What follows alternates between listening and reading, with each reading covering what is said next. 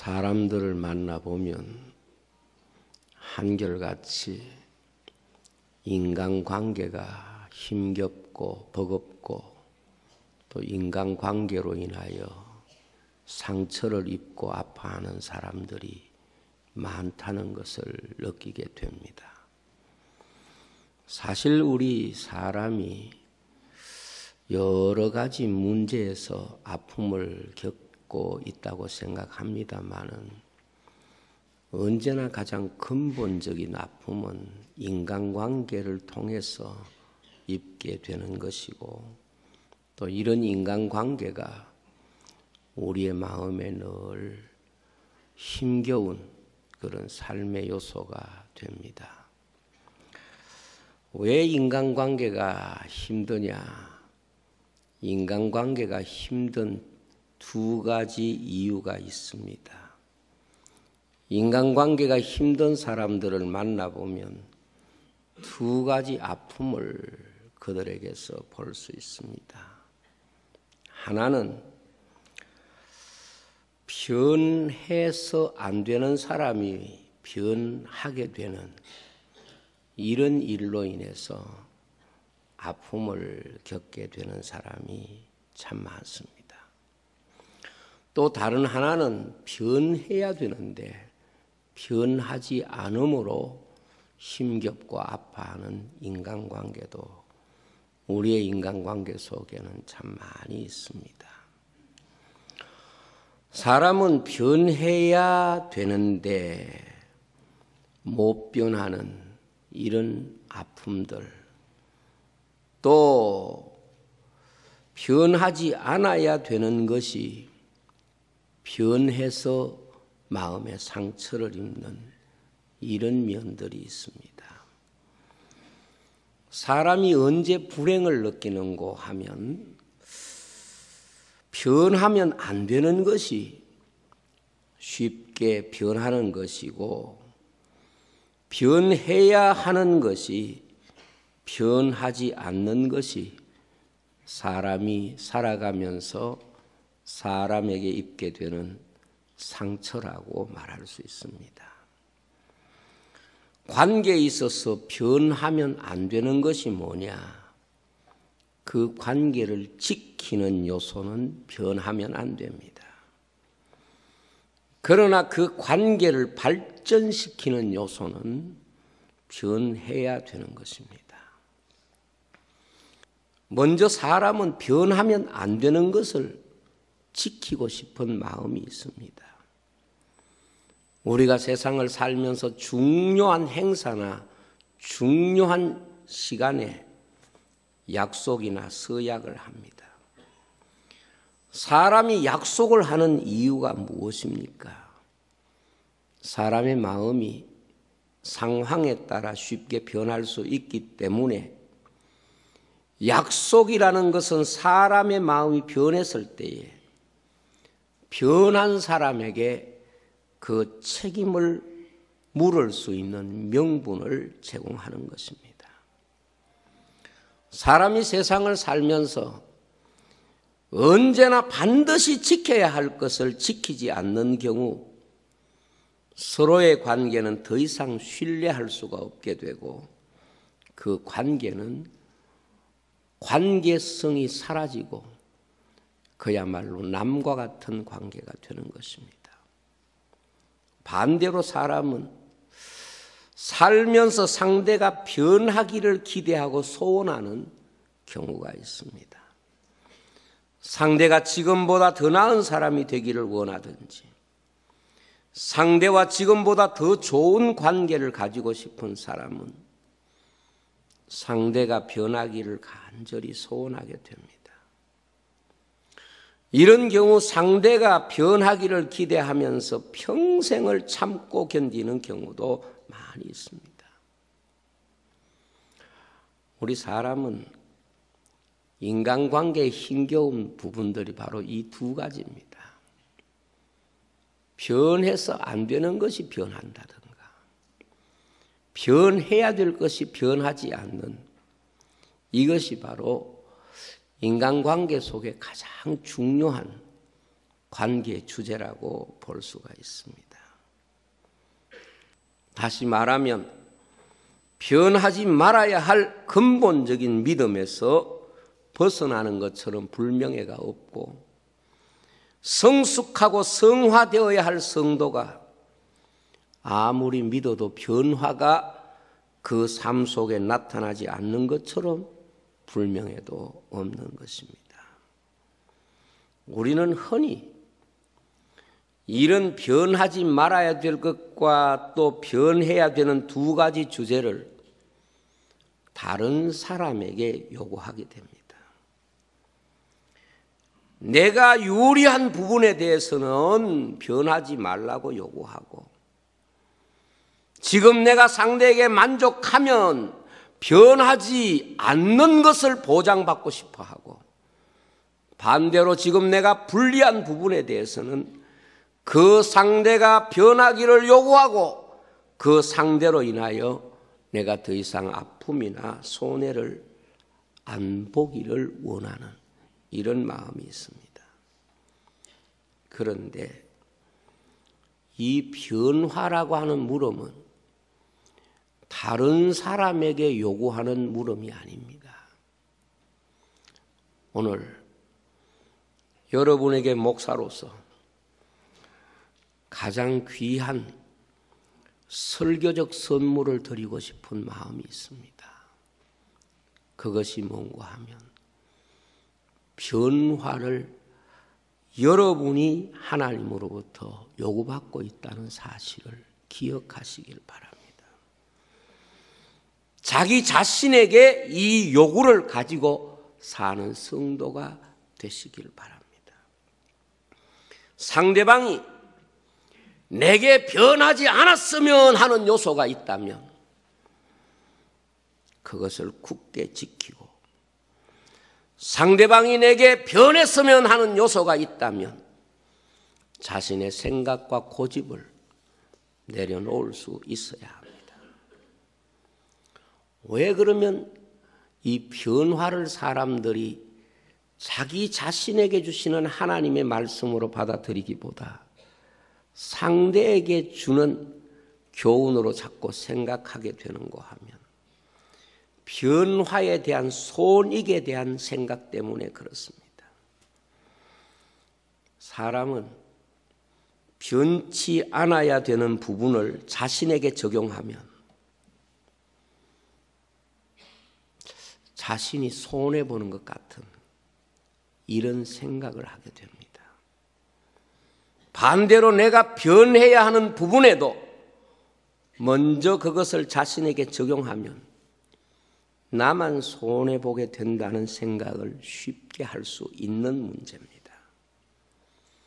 그래서 변화라고 하는 것은 자기 자신에게 주는 물음이기보다는 상대방을 위한 물음처럼 우리는 늘 생각하고 삽니다. 그러나 성경에 하나님이 우리에게 주시는 이 변화에 대한 요구와 물음은 우리가 다른 사람에게 던지는 질문이 아니라 자신이 자신에게 던져야 하는 가장 중요한 영적인 질문이라는 것을 기억해야 합니다. 우리는 그 하나님의 질문 앞에 변화에 대한 대답을 해야 되는 것입니다. 일반적으로 가장 잘 변하는 것을 우리가 말할 때 사람의 마음이다, 그렇게 말합니다. 그래서 사람의 마음은 조석변이라고 말합니다. 사람의 마음은 아침과 저녁이 다르게 전혀 다른 사람처럼 사람의 마음이 다른 마음을 가질 수 있다는 뜻입니다. 아마 이 말씀을 들을 때 여러분들은 참 사람의 마음이 쉽게 변한다는 것에 동의할 것입니다. 예로부터 사람 마음을 믿지 말라, 이런 말을 참 인간관계 속에 우리를 교훈하는 많은 사람들에게 들었습니다. 저도 최근에 제가 아는 어떤 사람에게 이런 이야기를 했습니다. 옛 어른들의 말씀에 2발 가진 짐승은 거두는 게 아니라 그랬는데 이거 진짜 같아. 이런 이야기를 한 적이 있습니다. 그 말은 사람에 대한 실망이 우리의 마음속에 없는 사람은 아무도 없을 것이라고 생각을 합니다. 우리는 변하는 것과 변하지 않는 2가지 주제를 생명으로 가지고 살고 있습니다. 육체는 변합니다. 보이는 것은 변합니다. 아무리 대단한 사람이라도 시간이 지나면 늙고 병들고 연약해지고 변하게 됩니다. 그래서 성경은 우리의 육체를 말씀할 때에 보이는 것은 후패해 간다고 말했습니다. 처음부터 세상에 100발로 태어난 사람은 아무도 없습니다. 처음부터 노인으로 태어난 사람도 없습니다. 처음부터 주름진 얼굴을 하고 세상에 태어난 사람은 없습니다. 우리 육체는 한평생 변할 수밖에 없는 생명 구조를 가지고 살아가는 것입니다. 그러나 보이지 않는 것, 이것은 잘 변하지 않습니다. 사람의 마음처럼 변하지 않는 것은 아마도 없을 것입니다. 세월이 지나면 쇠도 녹이 나고 돌도 모난 부분이 없어지는데 사람의 마음은 10년, 20년 지나도 그렇게 변하는 것이 아닌 것 같습니다.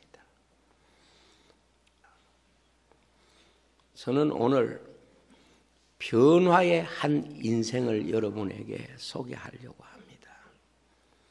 그 사람이 바로 야곱입니다. 그런데 하나님께서 야곱을 만나시고 너를 이제 더 이상 야곱이라 부르지 않고 이스라엘이라고 하겠다고 말씀을 했습니다. 야곱에게 뭐가 달라졌습니까? 달라진 것이 별로 없습니다. 어제의 야곱이 오늘 이스라엘이 되었다고 해서 그의 재산이 달라지고 그의 처지가 바꾸어지고 그의 가족이 달라지고 그의 삶의 환경이 달라진 게 아닙니다. 그런데 하나님은 이스라엘은 어제 애굽과는 다른 사람이라는 사실을 분명하게 말씀해 주시는 것입니다. 하나님이 다른 이름을 주시는 것은 어제의 너와 오늘의 너는 겉은 똑같은 사람일지 몰라도 이름이 다른 것처럼 다른 사람이라, 그런 뜻입니다. 다른 이름을 준 것은 사람은 그 사람 맞는데 하나님 앞에서는 다른 사람이 되었다고 하는 것을 말씀하는 것입니다. 야곱은 이 야복강에 오기 전에 변화를 얼마나 시도했는지 모릅니다. 자기가 20년 동안 얻은 모든 가족들, 그리고 얻은 수많은 재물들, 그걸 지키고 싶었습니다. 그래서 야곱은 사람을 2대로 나누고 짐승을 2대로 나누어서 앞에 짐승을 치면 뒤에 거라도 건지고 도망가겠다, 이런 계산을 하고 사람을 2로 나누려고 생각하고 짐승과 모든 재산과 종들을 2로 나누려고 했습니다. 근데 그게 형님의 마음을 바꿀 수 있을까 생각해 보니까 자신이 없었습니다. 그래서 여전히 마음이 답답하였습니다. 이번에는 엄청난 선물을 준비했습니다. 누구라도 거부하기 어려울 만큼 엄청난 좋은 선물을 준비해서 형님에게 보내서 형님의 마음을 푼 후에, 다시 말하면 형님의 마음이 좀 바꿔진 다음에 내가 형님께 만나면 형님이 용서해 주지 않으실까, 이런 생각을 한 겁니다. 그러나 여전히 마음은 답답했습니다. 그리고 그 재산과 사람과 모든 걸 야복강에 다 건너보냈습니다. 그리고 하나님 앞에 홀로 기도한 것입니다. 하나님을 만난 그는 비로소 형님을 바꾸거나 상황을 바꾸거나 문제를 외적으로 해결하는 것이 하나님의 백성에게 변화가 아니라 자신이 하나님을 만날 때 변화가 이루어졌다는 것을 우리에게 보여줍니다. 그래서 야곱에게 하나님은 이제 너는 야곱이 아니야. 어제 내가 아니야. 오늘은 하나님을 만난 사람이야. 어제는 땅의 것을 움켜쥐려고 몸부림쳤던 야곱이지만 오늘은 하나님을 만난 사람이야. 그래서 그것이 분열이 되고 그것이 야곱에게 있어서 특별한 것이 된 줄로 믿습니다. 그렇다고 하면 무엇이 사람을 변화시키는 요소인가 하는 것입니다. 사람을 변화시키는 장소가 바로 기도의 자리입니다. 여러분, 우리가 우리 자신을 바꾸는 일에 있어서 가장 중요한 주제가 기도입니다. 그런데 우리는 기도를 어떻게 생각하는가 하면 기도를 가지고 상황을 바꾸려고 합니다. 기도를 가지고 다른 사람을 바꾸려고 합니다. 기도를 가지고 어떤 문제를 해결해서 어떤 외적인 조건을 바꾸고 외적인 것들을 바꾸려고 합니다. 외적인 거 바꿔질 수도 있고 응답할 수도 있습니다. 그러나 그것은 하나도 바꿔진 게 아닙니다. 정말 기도의 자리에서 이번 변화의 가장 중요한 내용은 자기 자신이 그 기도로 바꾸어지는 것입니다. 오늘 우리가 야곱을 통해서 깨닫는 가장 중요한 메시지가 뭔가 하면 하나님은 왜 우리를 만나시는가? 야곱으로 살던 우리에게 이스라엘이 되라고, 우리에게 새 사람이 되라고, 우리에게 새 삶을 살라고, 어제와 다른 변화된 인생이 되라고 우리를 부르신 것입니다. 이스라엘 백성들이 애굽에서 나왔습니다. 몸은 나왔습니다. 홍해도 건넜습니다. 하늘에서 내리는 만나도 먹습니다. 그러나 그들의 마음은 하나도 바뀌어지지 않았습니다. 그들은 여전히 애굽을 그리워하고 있고 애굽에서 먹었던 것을 좋아하고 있고 애굽에 어떻게 하든지 돌아가고 싶은 마음이 그들에게 있었습니다. 주님은 변하지 않는 사람, 아무도 가나안 땅에 들이지 아니했었습니다. 광야에서 태어나서 애굽을 모르는 사람, 그들을 가나안에 들어가게 하고 애굽에서 나온 사람 중에 딱 두 사람, 여호수아와 갈렙만이 가나안 땅에 들어가게 하신 줄로 성경은 말씀하고 있고 우리는 그것을 믿습니다. 기도가 자신을 변화시키는 이 놀라운 역사는 예수님에게서도 나타납니다. 예수님이 마지막 겟세마네 동산에서 기도하십니다. 어떻게 기도하십니까? 아버지여, 할만하시거든 이 잔을 내게서 옮기시옵소서. 그러나 내 뜻대로 마옵시고 아버지 뜻대로 되기를 원합니다. 역시 예수님의 기도도 3번 반복해서 같은 제목으로 기도합니다. 그런데 주님이 그 기도를 통해서 우리에게 보여주시는 놀라운 주님의 가장 뜨거운 기도에 대한 응답이 뭔가 하면 주님이 그 기도에 순종하는 것, 이것이 기도의 응답이라는 것을 우리에게 가르쳐 줍니다. 많은 사람들이 기도해놓고 기도에 순종하지 않아요. 많은 사람들이 자기는 하나님 앞에 막 기도해놓고 정작 기도에 순종하지 않아요. 기도가 그 자신을 바꾸는 걸 거부하고 때로는 대항하고 기도가 내 자신을 바꾸는 것에 대해서 수용하지 못하는 이런 경우들이 참 많습니다. 여러분, 오늘 우리가 성전을 기도의 집이라고 말하는 이유가 무엇입니까? 이 성전이 우리에게 야복강이 되어야 합니다.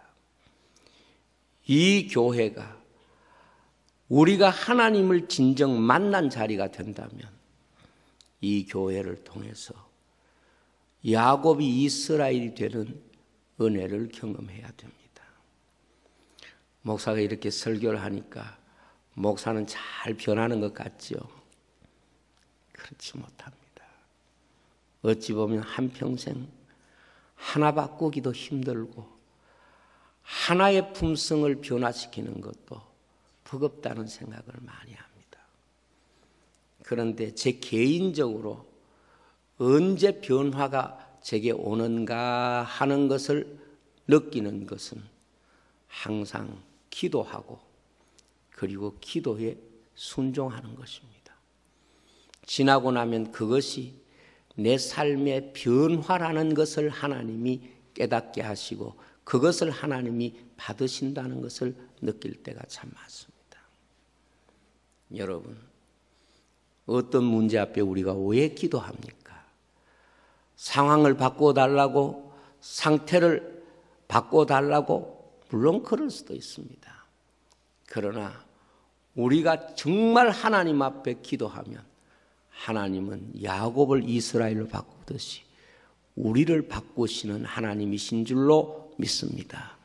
하나님의 변화의 요구는 하나님께서 우리가 다른 사람에게 나타내라고 주신 무기가 아니라 하나님이 우리를 구원하시고 우리에게 하나님의 은총을 주시기 위하여 변화라고 하는 선물을 우리에게 주시고 그것을 정명으로 우리에게 허락하시는 놀라운 은총이 있는 줄로 믿습니다. 저는 예수 믿는 사람들이 믿음의 증거가 뭐냐? 예수 믿는데 믿음의 증거가 뭐냐? 이렇게 다른 사람이 여러분들에게 묻거든. 나 예수 믿고 돈 벌었습니다. 예수 믿고 출세했습니다. 이런 것을 가지고 예수 믿는 증거라고 말할 수 있겠습니까? 그게 아니고 나는 예수를 믿고 변했습니다. 과거의 내가 아닙니다. 이것이 바로 우리가 예수 믿은 가장 중요한 증거고 하나님 만난 가장 확실한 증거가 되는 것입니다.